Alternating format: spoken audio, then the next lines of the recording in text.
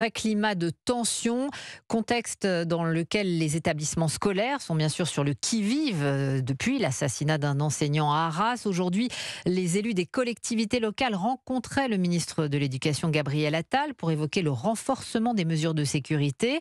Plusieurs solutions ont été évoquées, Louise Salé. Oui, comme installer des portiques, créer des sas de sécurité devant les entrées, recruter plus d'agents et de surveillants postés devant les accès. Carole Delga est présidente de Région de France.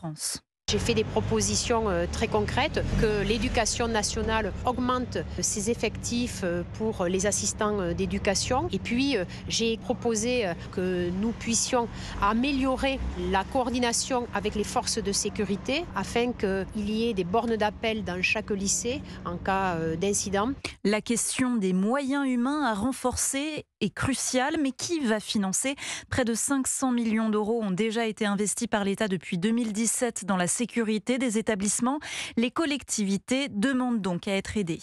Nos budgets sont fortement impactés par le prix de l'électricité, par le prix du carburant et on a un manque de dotation par exemple sur cette année qui est de près de 800 millions d'euros. Donc c'est un travail qu'il va falloir aussi mener pour donner des budgets pour les communes, pour les départements et pour les régions. Les régions disent avoir dépensé 600 millions d'euros depuis 6 ans pour rehausser le niveau de protection des lycées.